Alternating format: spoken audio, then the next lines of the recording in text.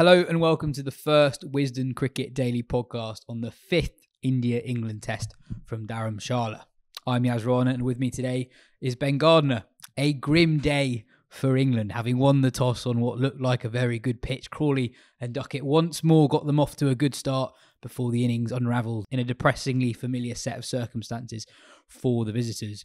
Duckett played a loose shot off the last ball of Kuldeep's first over, which had already gone for 9 before Pope was out advancing down the wicket to a googly that he didn't pick on the stroke of lunch. Crawley was done by a Kuldeep beauty on 79 before a Bairstow counter in his 100th test took England to 175 for 3. That soon became 175 for 6 as Kuldeep and Jadeja ran through the England middle order before Ashwin mopped up the tail. Kuldeep finished with 5 as England collapsed to 218 all out. Rana and Jaiswal got India off to a flyer of their own as India finished the day on 135 for 1. Jaiswal getting a bit overexcited on 57 off Bashir, the only Indian wicket to fall. Ben, there's lots to say about England, but before we get to them, Kuldeep was genuinely outstanding.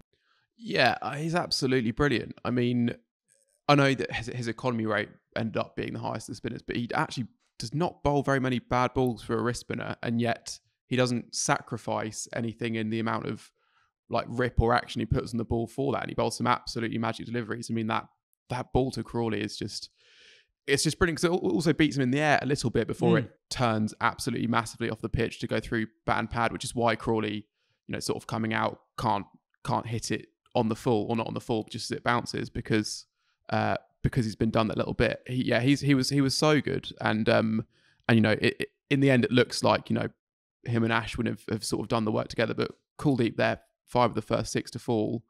Getting those early wickets when England had done pretty well to start with. Seeing off that the swinging spell with the new ball.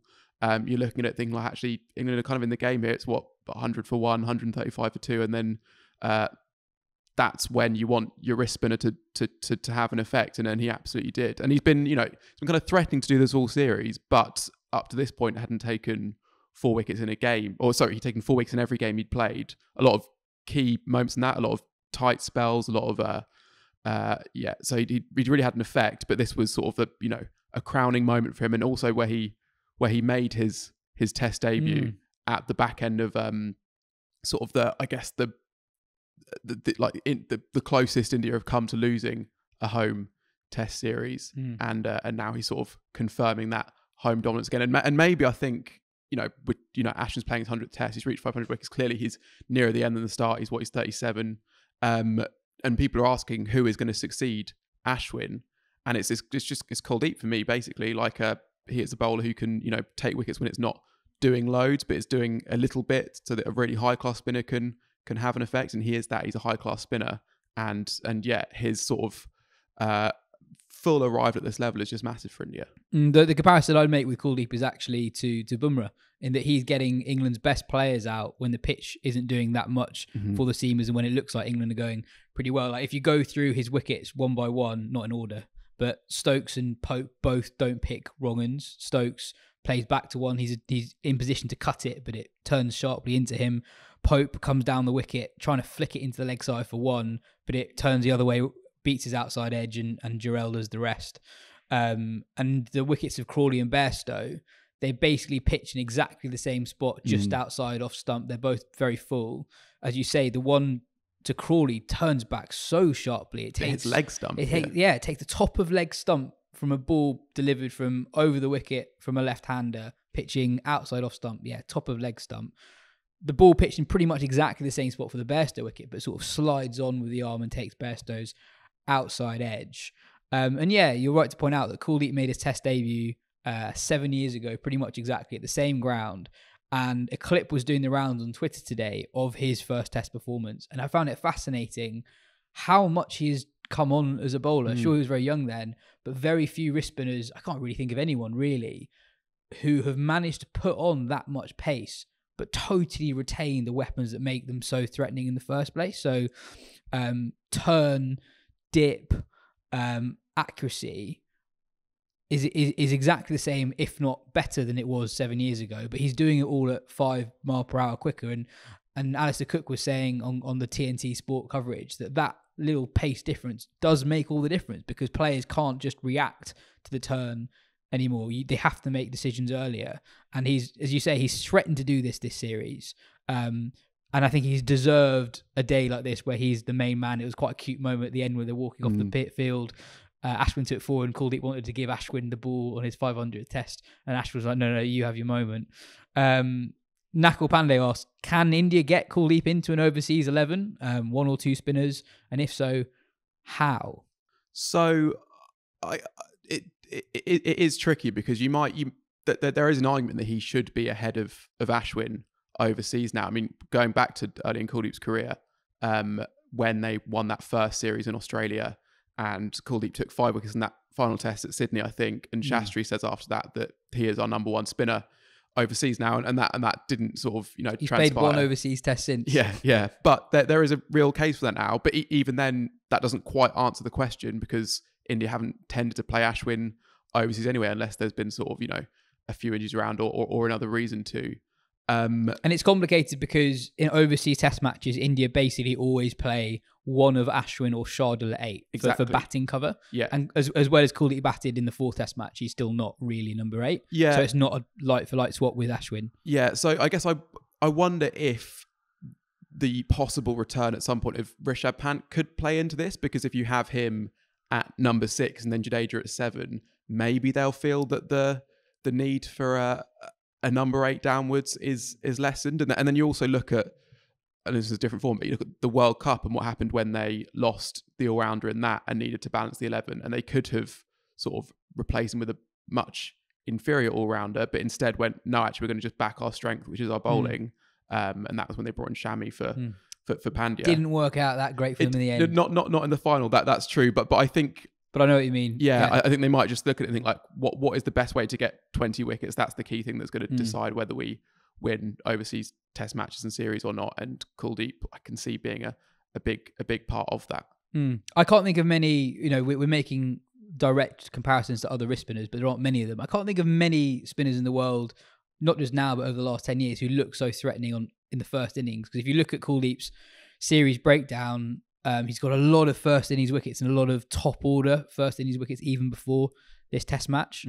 He's extremely difficult to counteract when there isn't that much in it for the spinner. Yeah, exactly. And I think that was worth saying on him is that, we talked about how he's improved since his first test match, but it's not been at all linear either. Like there was a stage when he looked in danger of sort of slipping kind of out of India contention altogether, and there was a time in the IPL where Moeen Ali got hold of him, and that actually seems to have a real effect on him, or it came at least at the point when he had a real dip in form, having been irresistible for the early stage of his career. And at that point, you're wondering, is this sort of the classic mystery spinner thing? That you don't see many left arm wrist spinners. Had he come on, people couldn't pick him, and then they figured out how to pick him, and then that limits his effectiveness a lot. And he's gone away and come back kind of a better bowler than he ever was before, and yeah, it's kind of showing in all formats, but now in Test cricket as well. And I also think that he benefited from using his googly sparingly before this Test match. I don't think he'd actually used it that much in the previous 3 appearances of his in the series, but today when he used it, quite a few England players actually were really struggling to pick him. English Sport Fan asks, is this the best ever Test bowling attack in particular conditions, especially when considering the batting that Jadeja and Ashwin add, and therefore balance of the side? I think they're probably lacking a world-class second seamer. Well, that's the thing. As good as Siraj is, he's not world-class yet. You add Shami into it, and it just that does improve it slightly, I guess. And then I guess there's also the question of, as well as Ashwin bowled well today, but he has been a touch off his best in this series thing, and Jadeja probably too as well. I think there was a point earlier in the series when England spinners basically uniformly had better numbers than India spinners, and that was partly because of how the two sides were batting, but that was still true. So I guess you could maybe even say that previous India attacks in these conditions, I think maybe there was a series against South Africa who were not a bad side at that point, and India just absolutely blew them away kind of on all fronts. Maybe you'd look at that as being the absolute peak for this side in home conditions, and I don't know if even with Kuldeep added into the mix, if it quite compares to how good they were then. But yeah, there's a case. But then there's been lots. The West Indies attack in that was the one I was gonna in conditions with any sort of carry, they'd have been pretty hard to face. I guess I don't think there would be many spin attacks ever that have complemented each other this well. To have three different types of spinners, they're so different from each other, and for all to be near enough at the top of the game is quite something. Rohit asked, between Zak Crawley and Kuldeep Yadav, who do you and Ben think is the most improved cricketer in the past 2 years, or is it someone else entirely? Maybe Travis Head. It's a good question. I don't know. I probably wouldn't put Head in the mix, if only because this kind of makes sense for his career arc as just a player who enters his peak and stuff, and he hadn't, I think the extent to which he'd struggled could probably be overstated. Like, he was averaging 40 for the first little stint of his test career. He'd done stuff in white ball cricket. Obviously, he's absolutely brilliant now, but I think that's a pretty standard career arc, and he happens to be in the peak of it at the moment. I would put Crawley a touch ahead of Kuldeep, just because of I know that Crawley had his moments, but actually, I think what he's doing is new, whereas Kuldeep had he took a 6 for and then a 5 for in 2 ODIs in England in 2018. Yeah. So he was, I guess it's tricky because Kuldeep was very, very good, probably got a bit worse and has come back better than before. So I guess if you're taking his improvement from his lowest base, possibly, but then Crawley's low base was averaging 10 for a full calendar year, and he's now averaged 50 across 2 series against the 2 best sides of the world. Yeah, Alex asked 2 years ago, what would you have thought if someone told you that 4.5 tests into an England tour of India, Zak Crawley would have more scores of 50 than Pope, Root, Bairstow, Stokes and Folkes combined? He has had, I know people will say he's not got that breakthrough 100 on this tour, but he's done really well. And I thought today was significant because this is one for those who didn't wake up at 4 a.m. in the UK. It was doing loads. There was a graphic that came up on the TV coverage that said that the average amount of swing in the first 10 overs was basically triple that of any other opening 10 over spell that we'd seen so far this series. And there's a bit of fortune in there as well. I think Crawley survived on 61, one that would have been out had Indy reviewed it. Sarfaraz was adamant that it was out, but no one listened to him. And yeah, for them to get through that new ball spell from Bumrah and Siraj was actually very, very impressive. And Crawley has been England's most consistent player this series, and that's something that even Brendan McCullum a couple of years ago, the tyre pumping optimist, didn't foresee. Yeah, and I guess that is what makes it so frustrating how they did collapse, because it was swing particularly early on rather than seam, and the pitch actually it's done a fair bit for Kuldeep, and the Indian spinners have found enough to be threatening, but India would expect to score 450 tomorrow, and so England having got through, not the shot off the ball, it had stopped swinging by the time the collapse happened. It was spin that did it, and it didn't, But if you could have told England today that Bumrah wouldn't take a wicket in their first innings, it had taken that as well. So it is crazy, and also Crawley, I think he deserves, because it's I guess there's a lot of things really in it that deserve credit. One is for challenging himself to be better, for not accepting that, because there have been times where it's looked like that on my day I'll be really good thing, and that he would have sort of just believed that, and therefore not really worried about the low scores or nicking off or throwing his bat at one and edging it to slip or whatever, and actually to think, no, you know what, I actually really would like to just be able to make scores in all conditions all the time, and I kind of think the big scores I think they just will come, basically. The ball today was so good, and that will happen. And as openers, actually, I think it's there have been examples of other openers who have been very, very good, and it is just because they have to graft so hard that they end up getting those scores between 50 and 80. I was actually looking, so he's been out between 50 and 80 4 times a series. The only guy who's done that more is Chris Rogers, who's another sort of opener, but him in the old school mode. Crawley's kind of maybe gone a bit more old school. I'd be interested to see what his strike rate is compared. He's still striking 70 this series, but whether his strike rate has dipped since the start of the Ashes, I'm not sure, or if it's basically it's higher. level. Is it really okay? Yeah, it's higher. I think he's just got a clearer method than he had before. Was previously, before this now it's a 10-match run, 2 series in a row against the best 2 teams in the world, where he's got more than 400 runs in a series. I think before this run, he'd quite often bunker down and almost do like an impression of what he thought an opening batter ought to be like, whereas now he's stayed true to what he's good at. And that still involves withstanding periods of really good bowling and knuckling down and getting through them. But he's chosen to attack really well at points. Yeah. Exactly. Also, there'll be people who listen to our preview and then seen that 10 wickets have fallen to spin, wondering what are we on about? Ben Stokes said before the game that they were planning on picking 3 seamers based on the temperature, the altitude, previous record on that ground, etc. But then they basically turned up, looked at how beige the pitch was, and was like, "This looks like it's going to play similar to what we've seen so far." Mm-hmm. And he was probably right with that assessment, and so Rohit stuck with the same balance of side. More negatively on England, the familiarity of that collapse, I think, was quite hard to swallow for a lot of England fans. You can always sort of tell how a day has gone by the influx of questions. And normally when there's lots of questions, it's not gone so well for England. And yeah, if you go through it, it's another 50-run opening stand, the 5th of the series for Crawley and Duckett. Then it's a loose-ish shot that gives India an opening. Pope doesn't get through a frenetic start. Crawley doesn't convert his 50 into 100. Root is undone by a brilliant piece of bowling. Bairstow's counter ends before it gets going. Stokes doesn't get going at all. And then Folkes struggles initially in this case with the tail. Jamie asks, is today A, mental fatigue from a long tour that not even the Bazball, Hakuna Matata approach can avoid? Is it B, 4 tests worth of working batters out? C, indicative of a problem in England's middle order? Or D, none or all of the above?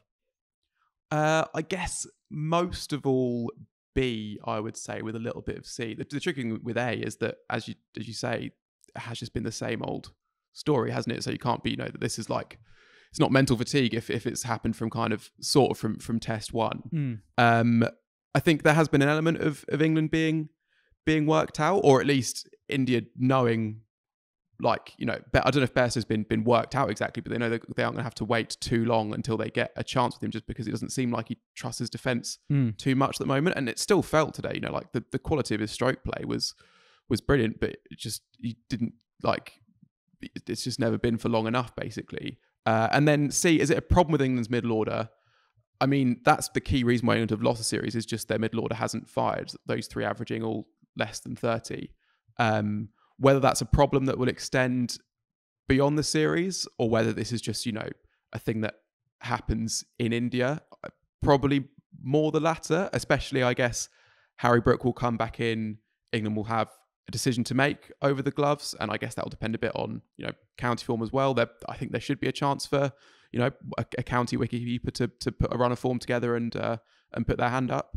But then once you take out the bowling attack of this quality and you add Brook back into it, then that it just looks a bit more solid there. I suppose Stokes, his series is like Root. There's its own story there, with the reverse scoop and the grappling with England's approach, and then the brilliant 100. And a great bit of bowling from Jadeja today. It's worth saying that it's one of those dismissals that you need to see the ball before to appreciate how good it was. Jadeja bowled 2 balls in exactly the same spot. One ragged, Miles misses Root's outside edge. The next ball goes straight on with the arm. Probably a bit of natural variation rather than an arm ball. That's what Swan thought on commentary, at least, and Root was done by that. But yeah, you were saying, sorry, that Stokes has had quietly actually a very poor series with the bat. Yeah, and especially after starting it so well with that first innings of the series. And he hasn't been Ashwin. It would be more understandable if that was the case, but he's just, he's got out to lots of different types of bowlers in a few different ways. And the dismissal today, it was, you look at the shot and you're trying to work out what is he trying to do there. It's sort of like a back foot kind of whip that's going to get him maybe a single, but it's a pretty ambitious stroke to play, but it's almost more a technical thing. And it seems he either doesn't get forward enough to spin, or he gets sort of trapped going back when he should be forward. And it's, hopefully he'll be back bowling this summer, and then maybe that lessens the pressure, if there is any, that he feels on his batting, and that frees him up possibly. But you need your number 6 to be doing more than he's done in this series. And you wrote a piece in this before the series, a little bit as it has been over the course of his captaincy as a whole, because his average now will be, a fair bit, about 35 as captain compared to 36 and a half before. And in the first innings, it's more start than that. He basically averaged 31 as captain in the first innings. Yeah, and that's where England's problems have been, as we've seen today, I guess. Briefly, the Duckett shot on paper, at least the one that I can understand why people may be most frustrated by, but you made a good point, and that actually we've pointed out that Duckett would probably reflect on some of the dismissals this series and actually be annoyed that he's got out defending so often. So at least he was trying to do something that has actually brought him a lot of success. Yeah, and also if that does come off, and it's not a million miles from coming off, he gets a sort of half a chunk of it, and he's a good enough player that he could sometimes middle that shot, and it comes with the most reward because he's trying to hit it for 6. And Kuldeep at that point, I guess the other thing is Kuldeep had gone for 9 his first over at that point. And all of a sudden it's 1 for 9 rather than but trying to make that like 15 in the first over, that would be a lot of runs. And if England had got on top of Kuldeep at that point, imagine a different scenario where Duckett gets hold of that ball, and then the next over England tick it around, maybe get a loose ball they put away, and all of a sudden Kuldeep 23 off 2 overs and is kind of struggling to get into the game at that point. Like that, those kind of calculations are what England are trying to do when they're attacking. It probably was still the wrong shot, but I can see why you would want to totally get on top. It's quite Brendan McCullum, isn't it? It frustrates him that if he sees a batter hit a 6 and then hit a single, because he says you've missed the opportunity to win a game at that point. I think he's been always saying about T20 cricket, but I can see how you've missed the opportunity to win the battle, at least with a bowler at that point. And that's what Duckett was trying to do, and he lost it, and India won it because they're so good. Yeah, I think it's quite interesting comparing the two sides. I think that obviously India have outplayed England, but I think they've also outthought England as well, because if you look across the series now, England won the test in conditions that were closest to what they expected to come across in the series. The last 4 pitches have generally been flatter. I know there was a bit of inconsistent bounce throughout the 4th test match, but generally the last 4 pitches have been better for batting throughout the test match. Obviously, we don't know how this pitch will go, but given the temperatures, it's unlikely to crumble apart.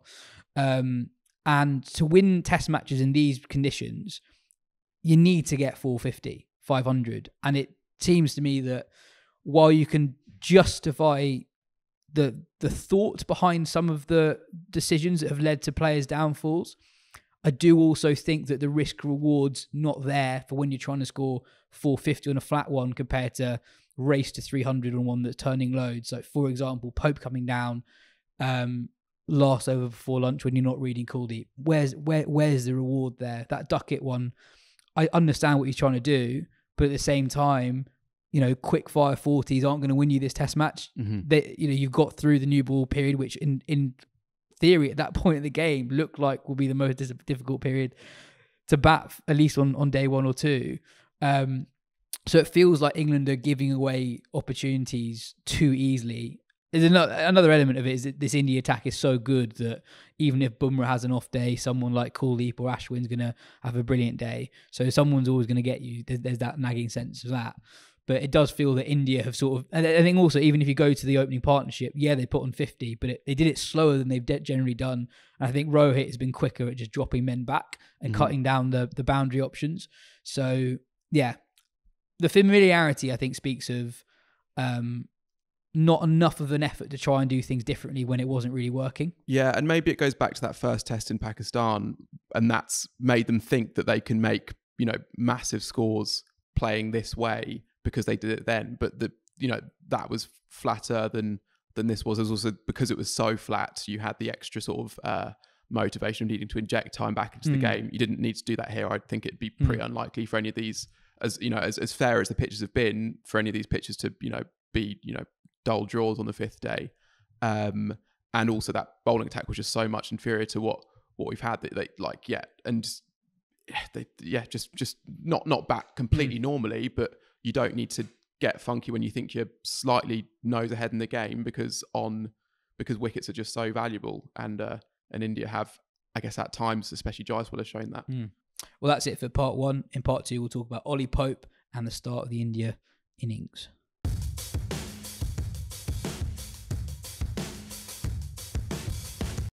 Weird series for Pope, Ben. 196 in the second innings at Hyderabad, 100 runs in the 8 innings either side of that. What have you made of it? I mean, I guess basically exactly that. I guess with the caveat that as brilliant as that Hyderabad 100 was, it wasn't a million miles away from falling into the same camp. It was still a scratchy start, and Pope is a scratchy starter, which doesn't have to be terminal for a Test cricketer. There have been loads who, the feeling about Ricky Ponting was that you might be able to get him early, and I don't know whether that was wishful thinking because you definitely weren't getting him later on. But that doesn't have to be. It's always, for every Test cricketer there's ever been, it's harder to bat at the start of your innings.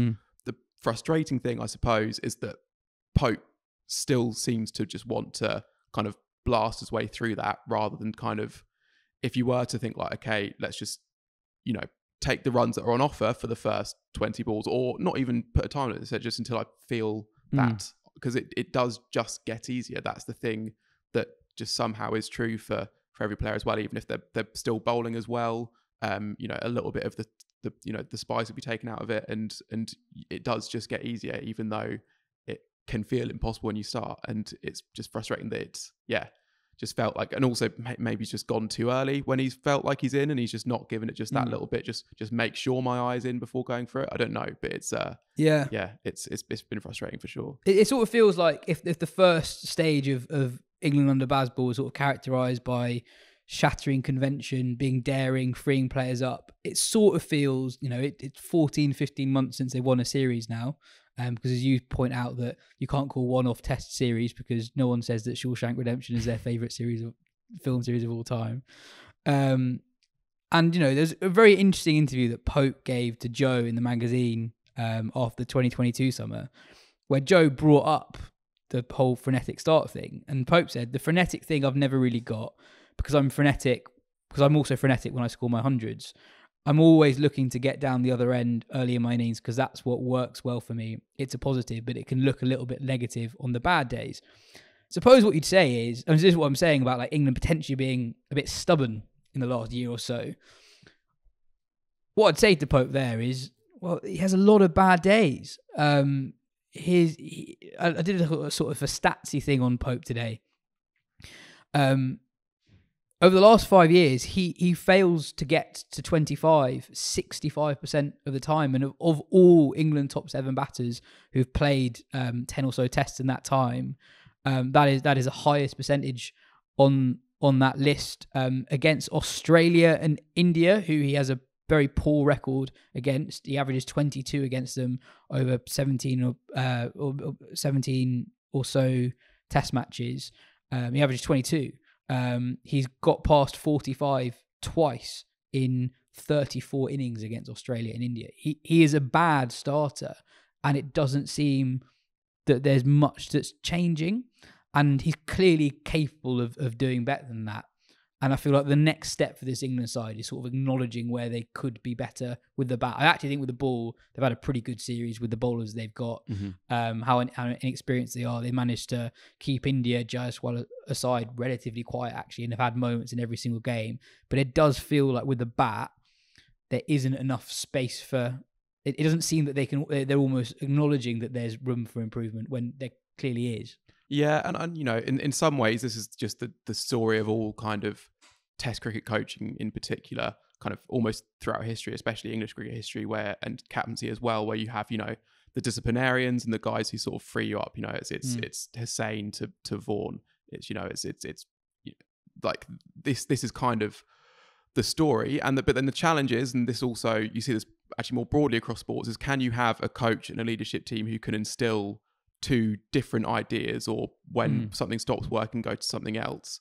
And that's kind of where, the great coaches separate themselves from the rest. And that is kind of the challenge for England now. Can they just inject that little bit of discipline that can take them from a good side? We shouldn't neglect that they have obviously made progress under Stokes and McCullum, to take them from a good side to a side that is, one of the best in the world. Well, I guess they are one of the best in the world because there's not that many Test cricket teams, but the best in the world, I suppose, which I think they do have the potential to do still. I think if they won the second Test match in this series, they would have gone to number 1 in the world. Yeah. So they weren't far off. Yeah, exactly. And, they if we want to talk about it quickly, I mean, they if they can start smashing sides at home, which they have the potential to do, like the weaker sides, that's been one of the things that's been holding them back from being the best in the world. And they're already pretty good away from home, but they have the tools to maybe, like, it's still not impossible. They challenge in Australia the winter after next. And if they do that, they'll have a claim to that. But to do that, it is going to be that ruthlessness, that getting ahead in games and staying ahead.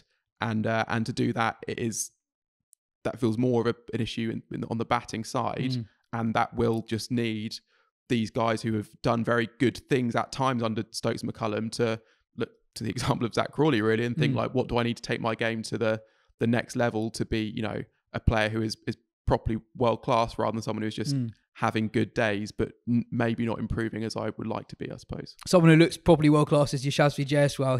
He had a lot of fun today. I know he got out for 57, but you know, he hit Bashir's first over for 18 with 3 sixes. The second one was mad. Again, sort of against the turn, inside out over extra cover for 6. Not that full. Not that full. Didn't get to the pitch of the ball. I suppose he actually tried a similar shot. The ball he got out. I think that's the biggest his biceps have ever looked right after he hit that shot. That's the first one was like, okay, this guy, he's sort of sinewy, but he has the muscle about him as well. He's very strong. He's got quite broad shoulders, and his sixes do go absolutely miles. But yeah, in India, looked fine. England didn't really create many chances. Anderson, 4 overs, none for 4. He looked good, but not that threatening. Wood, 3 overs for 21. Wood was rapid, it's worth saying, but 94 mile per hour bouncer was hit for 6 off Rowett, as you do. Hartley bowled some very good balls, but I don't think created consistent enough pressure to cause serious problems, and Bashir was quite similar. So yeah, I guess England's route into the game is you still say it is an inexperienced middle order. You got Padikkal on debut. Sarfaraz has had 1 very good test, 1 not great test. India are 135 for 1, England were 135 for 2, you know. All it needs is a collapse of 3 for 0 where they burn on their reviews and back in the game. That's a crucial point we didn't mention. In that collapse of 8 for 5, there was a 13 ball period where England didn't score a run. Their 3 most senior players got out, and all 3 of them burnt reviews as well. Which sort of summed it all up. Ben, final word for the DJ. Oh yeah, it was really fun, but just also, you know, basically choosing whatever they liked, essentially. My ears most perked up when it was the theme tune from Friends for some reason. And you know, I think this might be the first time I'd heard that all the way through, and not just the bit that they use for the for the actual TV show. It was a lot of fun, and there's a massive travelling support out there, and at least they might have had a good time because of that, if not because of watching the cricket itself. So, 100%. There was a bit of Bill Withers 45 minutes into play, ABBA first couple of hours. So really, really went through the genres. Anyway, that is it for today. Cheers, Ben. Cheers for listening. We'll be back at the same time tomorrow.